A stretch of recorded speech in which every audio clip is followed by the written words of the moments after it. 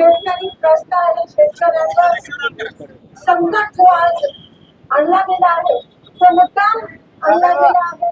जर काही दिवसापूर्वी आपल्याला सांगितलं गेलं असतं की आपल्या देशात तेल किती आहे, तर काही दिवसापूर्वी रशियाकडून तेल विकत घेण्याचं बंद केलं नसतं, इराणकडून तेल विकत घेण्याचं बंद केलं नसतं, तर आज पेट्रोल आणि डिझेलचे रेट वाढले नसते.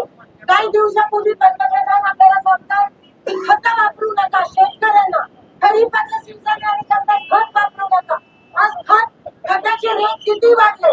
हे संकटात शेतकऱ्यांना कोणी टाकलं, या देशाला कोणी टाकलं, तर या देशाच्या पंतप्रधानांनी या देशाला संकटात टाकलं. वेळ होती, युद्ध आपल्या देशात नाहीये, लक्षात घ्या. युद्ध आपल्या देशात नाहीये, युद्ध दूर देशात आहे. पण तरीही आपल्या देशात का परिणाम झाला.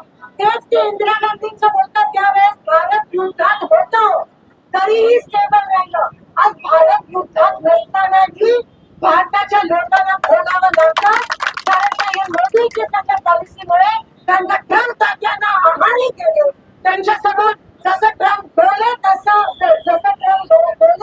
तसं मोदी बोले.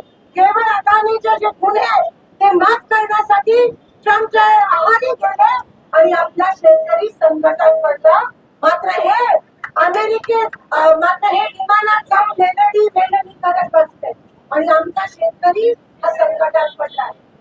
आज दरवाढ असेल, खताचा विषय असेल, आज प्राइस महागाई असेल, आज सोयाबीन पीक विमा मिळत नाहीये, तुरीला पीक विमा मिळत नाहीये.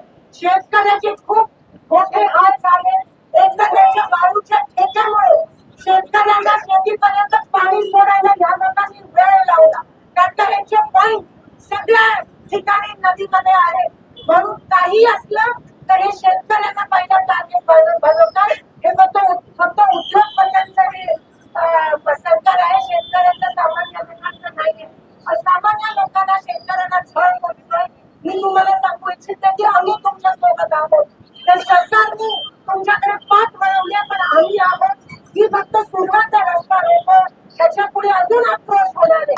आज 5-6 जणांनी या ठिकाणी दुर्लक्ष केलं, पण ही फक्त सुरुवात आहे आणि आम्ही झुकणार नाही.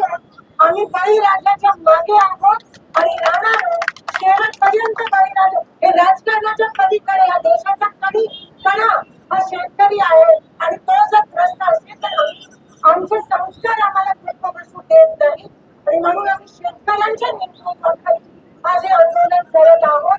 हे तर सुरुवात आहे, पुढे ये तो सिर्फ झाकी है, आगे बाकी बहुत बाकी है. आणि पोलिसांना उगाच पुढे ढकलून शेतकऱ्यांवर बुलडोजर चढवण्याचा प्रयत्न हे सरकार करत आहे. त्यांना ते घाबरत आहे, ते घाबरलेले आहे. त्यांना हिंमत नाहीये लोकांसमोर यायला आणि शेतकऱ्यांचे प्रश्न जे आहेत ते सोडवण्याची हिंमत नाहीये. म्हणून या सरकारचा मी धिक्कार करते. या शेतकऱ्यांच्या सोबत आम्ही सगळे तनानी मनानी आहोत. मी शेतकऱ्यांना आश्वस्त करते आणि आपण इथे खरोखर आम्ही सहभागी झालो, पण आम्ही तुमच्या सोबत आहोत. ही रस्त्यावरची लढाई आहे, उद्रेक झालाच पाहिजे, उठाव झालाच पाहिजे आणि ही त्याची सुरुवात आहे. मी आपल्या सगळ्यांचे आभार मानते. माझे प्रेसचे बंधू पण सकाळपासून इथे आले, त्यांचे पण खरं तर तुम्ही बघू नका, तुमच्या हिश्श्याची लढाई आम्ही लढत आहोत. हे तुम्हाला कळायला पाहिजे. मी सांगून करते, कृपया मोदी मीडियाच्या बळी पडू नका. तुम्हाला पण मी विनंती करते आणि इथेच थांबते. धन्यवाद. जय हिंद, जय महाराष्ट्र.